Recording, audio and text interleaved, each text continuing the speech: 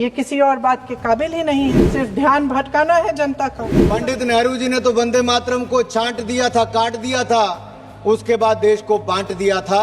वंदे मातरम इस्लाम का विरोधी नहीं है।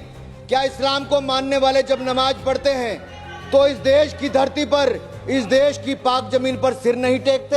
एक मुसलमान को यह भी इजाजत नहीं है कि वो अपने प्रॉफिट के सामने झुके, नहीं झुक सकते हैं प्रॉफिट के, किसी डीटी के सामने, किसी भगवान के सामने एक मुसलमान नहीं झुक सकता। वंदे मातरम हम राष्ट्रभक्तों के लिए एनर्जी है और कुछ लोगों को इससे एलर्जी है। लेकिन इज्जत करते हैं, हम दिल से आपकी इज्जत करते हैं, कौमी तराने की भी इज्जत करते हैं, लेकिन गा नहीं सकते हैं। कल वो कहेंगे कि तिरंगा झंडा है, मगर हम तिरंगे के आगे झुकेंगे नहीं, क्योंकि हम अल्लाह के आगे झुकते हैं। हिंदुस्तान में रहने वालों को, हर आदमी को तिरंगे के सामने झुकना होगा। हमारा झुकना जो, हमारा प्रोस्टेट होना जो है, वो सिर्फ एक अल्लाह के पास, और किसी के सामने हम झुक नहीं सकते। लिहाजा मैं ये कहना चाहता हूँ, हमारे जज्बात की भी कदर की जानी चाहिए। ये लोग कहाँ से याद करेंगे वंदे मातरम को? इनकी सरकारों के समय तो यासीन मलिक को बिरयानी परोसी जाती थी प्रधानमंत्री के घर पे, उसी यासीन मलिक को पाकिस्तान भेजा जाता था। अरे बाटला हाउस कांड के आतंकवादियों के घर जाकर सोनिया गांधी जी रोती थी। राहुल जी ने केवल एक लाइन गाने के लिए मजबूर कर दिया था। आज जब चर्चा हुई तो दोनों गायब ही रह गए। वंदे मातरम इस देश की उन्हीं उम्मीदों की गुहार है जिन्हें आपका शासन हर रोज ठुकरा रहा है। कांग्रेस के हर एक अधिवेशन में 1905 से लेकर आज तक सामूहिक तौर पर वंदे मातरम गाया जाता है। आपके अधिवेशनों में गाया जाता है कि नहीं, ये बताइए। पिछले 5 दिन से प्रियंका जी मेहनत कर रही हैं, याद कर रही हैं। आज पूरा वंदे मातरम, पूरा सभी स्टैंजा बगैर पढ़े यहाँ पर गाने वाली मैंने सुना। बाहर चर्चा चल रही थी ऐसे।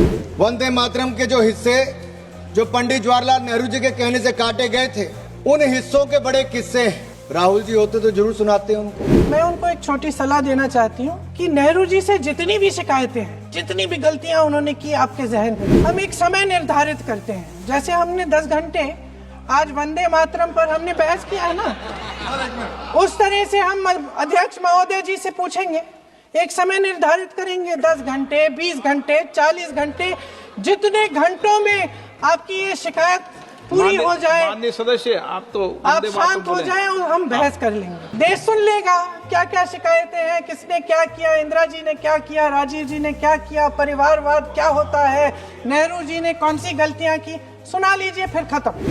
उसके बाद बेरोजगारी, महंगाई, महिलाओं की समस्याएं, जो पीएमओ में हो रहा है उसकी बातें, उसकी चर्चा, जो बैटिंग ऐप के बारे में हो रहा है पीएमओ के अंदर, आप सदस्य प्लीज, जो एप्स्टीन फाइलों में आपके मंत्री महोदय के नाम निकल आए हैं, उसकी चर्चा करेंगे। मैं बड़ी गंभीरता से कहता हूं सर, हम लोग जवाहरलाल नेहरू जी को बदनाम नहीं कर रहे। मैं तो देश के सामने सच रखा। टुकड़ों में देश को बांट दिया।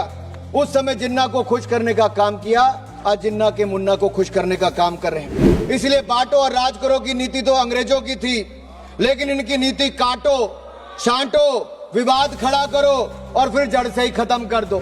इन्होंने वंदे मातरम के साथ भी वैसा किया और देश के भी 2 टुकड़े करने का काम नेहरू जी की सोच के कारण उस समय हुआ था। आप तो इलेक्टोरल रिफॉर्म्स की बहस नहीं मांग रहे थे कि जब तक हम इस पर बहस नहीं करेंगे तब तक उस पर बहस नहीं होगी। इसकी वजह क्या है? हम आज यहाँ ये बहस क्यों कर रहे हैं? हम ये बहस यहाँ आज 2 वजहों से कर रहे हैं। पहला कि बंगाल का चुनाव आ रहा है, हमारे प्रधानमंत्री अपनी भूमिका निभाना चाहते हैं, उसमें देश का ध्यान फिर से जनता के ज्वलंत मुद्दों से भटकाना चाहती है। यही एक मकसद है आपका।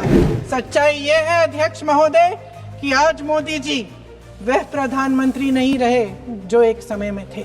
उनका आत्मविश्वास घटने लगा है, उनकी नीतियां देश को कमजोर कर रही हैं और मेरे सत्ता पक्ष के साथी चुप इसलिए हैं क्योंकि अंदर अंदर से वे भी इस बात से सहमत हैं। जिनमें वंदे मातरम सुनकर ऊर्जा का संचार नहीं होता, या तो वो कांग्रेसी हैं, कम्युनिस्ट हैं, या लीगी सोच के समर्थक हैं।